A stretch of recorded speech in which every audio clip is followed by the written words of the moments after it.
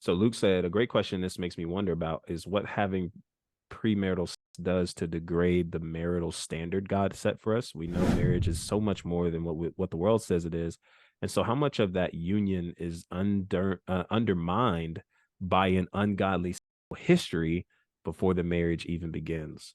I- I love I'm that. not Go going to for it. say all of it, but I am going to say a lot of it. Tell him I got the juice. Again, what in my opinion, Luke, what happens is we bring in all of these ideals and thoughts and experiences into a covenant instead of, as I shared with Grape when he was asking me the question, God's intent for us is to have that exploration with two virgins so they can enjoy it, just like I just read out of Proverbs, right? 15 earlier when we started. The wife of your youth, right? So he's saying this is somebody you got with early, you carried on. Now here you guys are later on in life, right? Experiencing this. So it takes us all the way back, man, to that insight and to that understanding. And I think it brings a lot of confusion in. I think it brings in a lot of pain. I think it brings in a lot of hurt. I think it brings in a lot of misunderstanding. Again, man, most of us are with somebody who's probably a little freaky in that moment, man. That's probably not going to be your spouse. That's probably not going to be your spouse. And I can almost guarantee you that's not going to be your spouse. That doesn't mean that your relationship can't be a little spicy, a little right, a little nice, whatever, but it's not going to be something that you had with somebody else. And so what happens is we can have a tendency, Luke, to say something like this.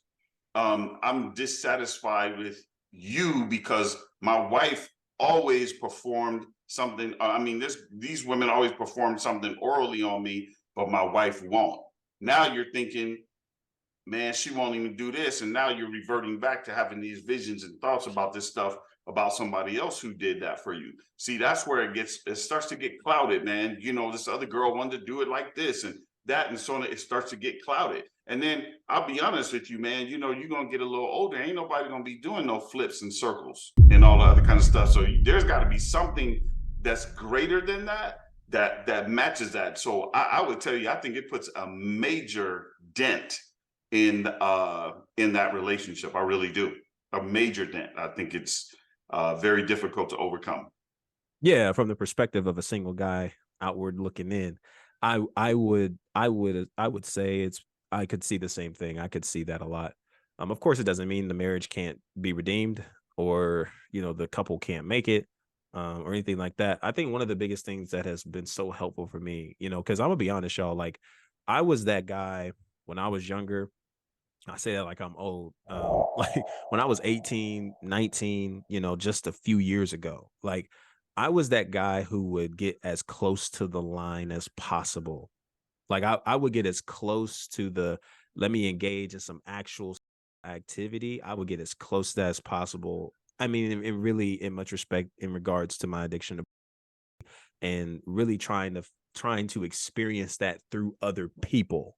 Like that was something that was there. And so I mentioned this though because one of the things that kind of helped me not engage into this activity physically with another person was a few things. One, I was too scared. I ain't gonna lie to you, I was too scared. There were too many people around me who was talking too big of a game for me, and I was trying to put the pieces together, and I was like, "This don't add up. Something is not right. Somebody's sliding by somewhere." And I just know me. I like even then I knew me enough to know that I'm gonna talk this big game, act like I got it. But I'm gonna be honest, man. Like I'm not, and we've talked about. I'm gonna go ahead and address it too. Like I know y'all have heard the pullout game is strong. Listen, I was not that guy who subscribed to that because one, I had never experienced it. I don't That's think true I'm gonna anyway. make It it. ain't true. And as we've talked about, me and PD have talked about before, it's not true. There is a such thing as pre-ejaculation that still, even if you thought you pulled out in time, is enough.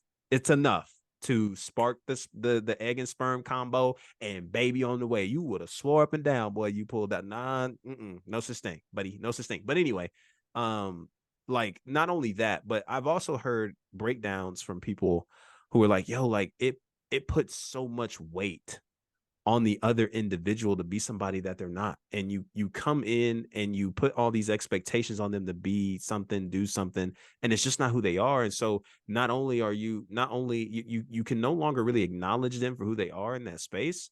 And so they're just holding all this extra weight and they're getting crushed by all these different girls, all these different people that you're expecting them to be. And so it really deteriorates that experience.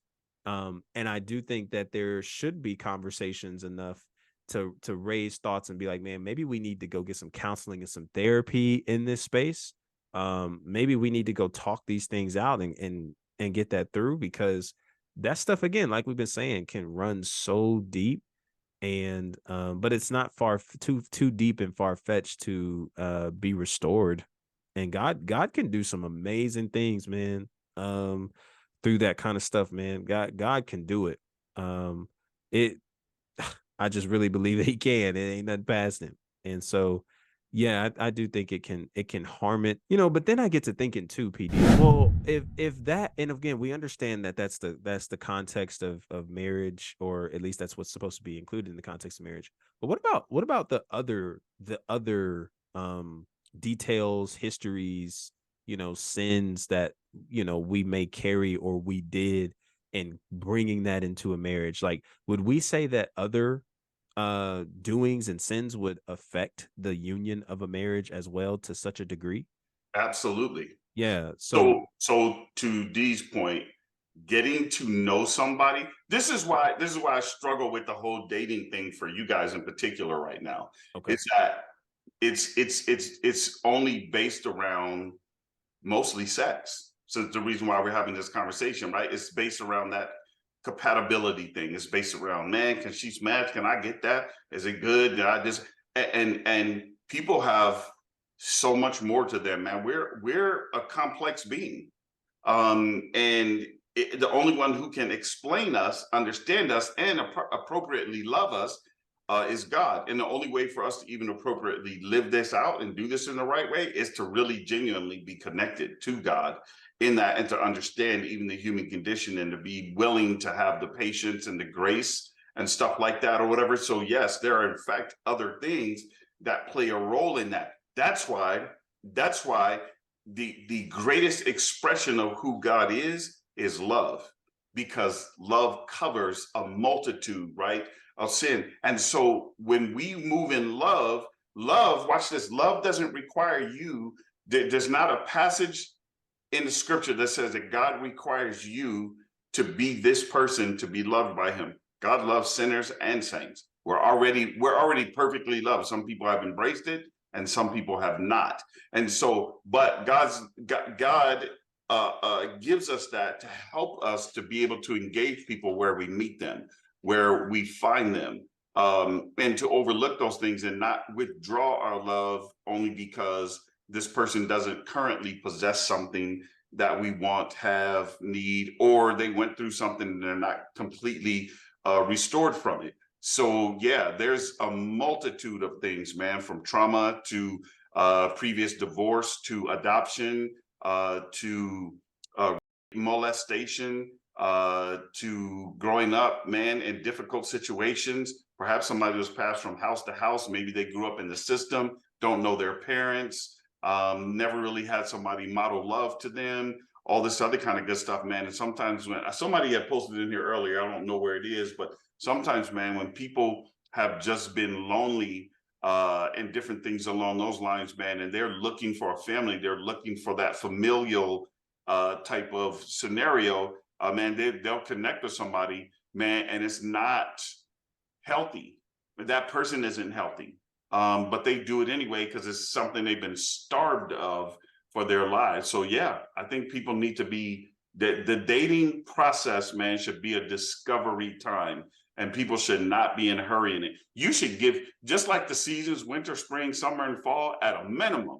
At a minimum, I know we were talking last week about how what's his name said that he wanted, people to be 5 years you know, in or what, or if they don't marry you after 5 years and not your person or whatever, Tim whatnot, Ross, yeah. so on and so forth. I may not necessarily fully agree with him, but I must say I think it's important, man, that there is a a courtship, at least with the 4 seasons in it. You got to see people in their winter, their spring, their summer, and their fall, man, to know, hey, can I weather the storms with this person? Is this somebody that I want to weather this with? Now, we said in here last week after the thing, we were talking about how soon we got married. Mine was 8 months. I can tell you that in hindsight, we would look back at that and say, let's do this for 2 years. We would have said specifically, and not 8 months. We would have done it for 2 years just to have two of those seasons, man, actually go around. That would be approximately what we were thinking. So this dating process that you're saying you kind of like just don't get because everybody is like just about. How do you suggest people deal with encountering somebody who doesn't embody those qualities and characteristics of just going out here and spending their singleness or dating, experiencing people? Because it's such a high number, there's less people who are doing it. Should I put myself in a position to where I should hold on to somebody, or try at my all to make sure that this can make sense and work because they're not exploring other people's, I don't have to go back out here in this dating scene and try again because I don't know the chances of me finding somebody who isn't involved in this, maybe like this person. What are your thoughts? Are you saying you should settle? That actually might come off like that. Yeah. Yeah, I don't necessarily think that you should settle, man. I think that as a believer, you should have your understanding of, first of all, your identity intact. Who has God called me? Who am I? How am I supposed to be moving day in and day out? How am I supposed to move when I'm with the woman? How am I supposed to move when I'm not with the woman? How am I supposed to move? What does that look like for me? And then I think it's important for you, if you're going to go into that pool, you should be picking, as far as I'm concerned, if I'm going to go fishing, watch this, when most people go fishing, they know the fish in that lake. People don't go to a lake and go, oh, what a surprise, there was tilapia in here. When the people specifically tell you this is a catfish lake, they're going to let you know there's catfish in here. So if you're going to go fishing for this spouse, you should be going fishing for somebody who you know at least says, these are the characteristics that I have. These are my values, so on and so forth. I believe that you can narrow that window down, man, to not have to necessarily encounter something that you don't want to encounter just by, again, knowing who you are, knowing where you want to go, right? What that looks like for you. And then fishing in ponds of people who say, this is who I am also. So I don't think that you have to settle. I think that you have to use wisdom and fish in the appropriate ponds, man. And then I also think too, that when you meet somebody, those real conversations, those conversations have to be true, man, right? What's the fruit that you see dangling from their lives? If you don't see any fruit dangling from their lives, from who they say they are, then that should be called into question. The kingdom has a language. If you don't ever hear that person use that language, then you should probably be like, okay, well, hold on. I'm not talking about they walk around quoting scripture all day. I'm saying they use the language that is a part of the kingdom there. I've known way too many people who've been like, well, God told me to go ahead and just be with this person and so on and so forth. And brother, they struggled through years.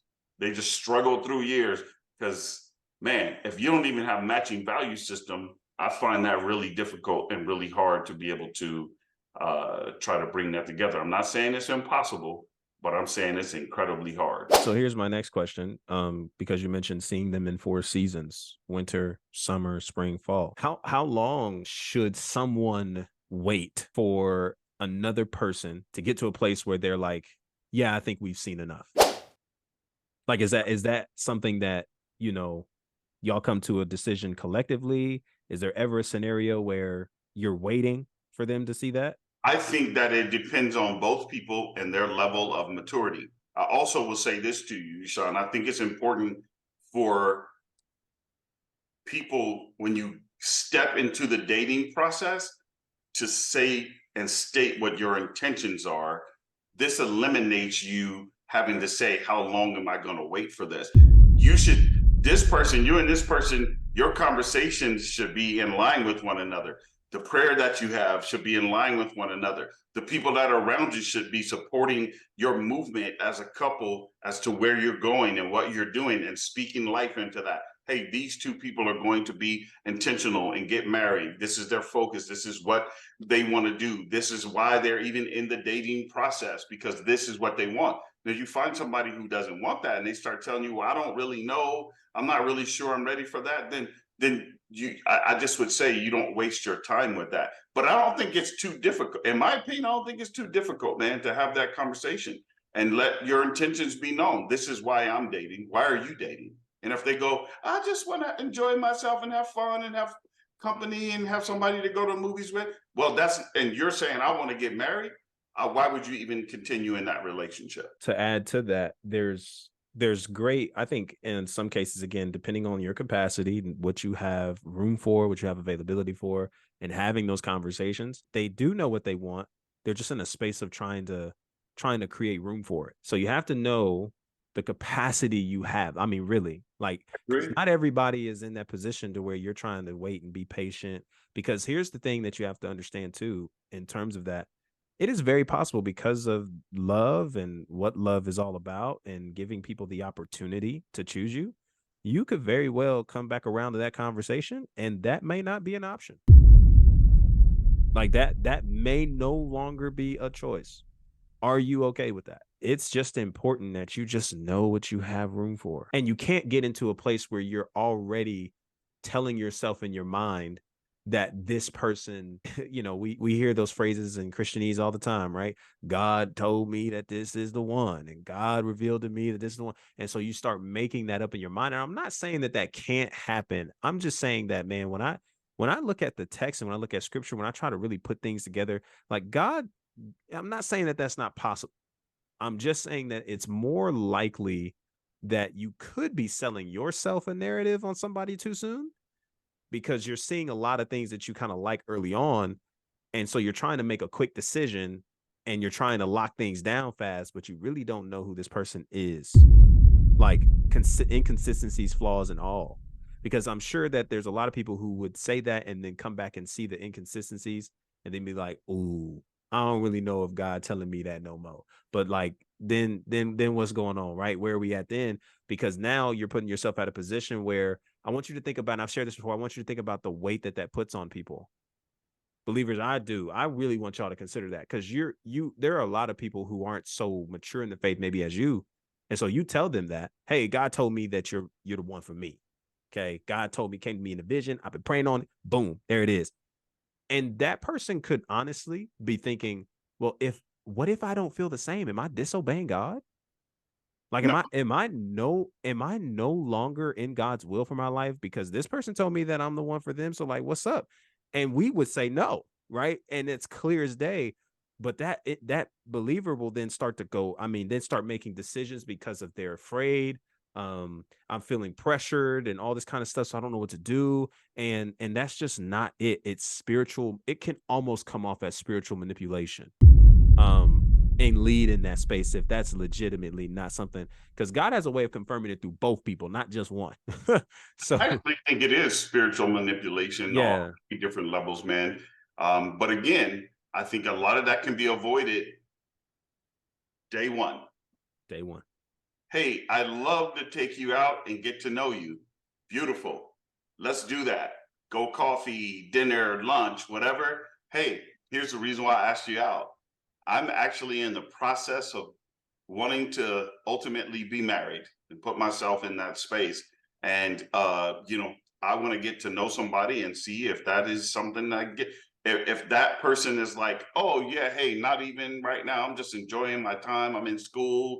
I'm doing this, that, and the third. And so I'm looking probably in the next 7 years too, but I'm not in the space of that right now. You wrapped it up. It's a wrap. It's a wrap. It's a wrap. So if that person's not there, but if you're willing to wait 7 years, Hey, but you're in Jacob did it. right, but you're in the space too, right? To be like, well, no, I Yeah, believe this is it. Well, but who's to say that in 7 years right, exactly, right. right? It could be the next year, it could be that. But capacity again, you have to ask yourself, am I in the place to be able to wait for this person? to see if we can move forward in such a way to be able to be married. No, I like that. Yeah, and definitely don't force them to be in a position either. Don't force them to see things the way you do or be where you are, because that doesn't make sense either. And you're If forcing room and capacity. to force anybody to be with you is really ridiculous. Absolutely. I mean, it's just I'm be totally honest with you. You don't if you have to manipulate somebody into being with you, you got the wrong person altogether. And it's desperate. At its best explanation or definition, it's desperation. And it's a bad look. Yeah. Hey, listen, if you stuck to the end of this from the bottom of my heart, thank you oh so much. If you want to hear more of these kinds of conversations in this format, please check the description below. There you will find a link to sign up for a Maverick membership. This is where the Truth Project sessions go down every Thursday night, 7 p.m. Central Time, where you can be a part of conversations just like the one I shared in this video. Your worldview is welcome, no matter what worldview you come from, and we're all there pursuing one goal: truth. Check the link in the description, sign up, 3 days for free. After that, it's $9.99 a month, but you'll get your money's worth and then some. I'll see you over there, and until next time, be easy and be breezy, my friend. Peace.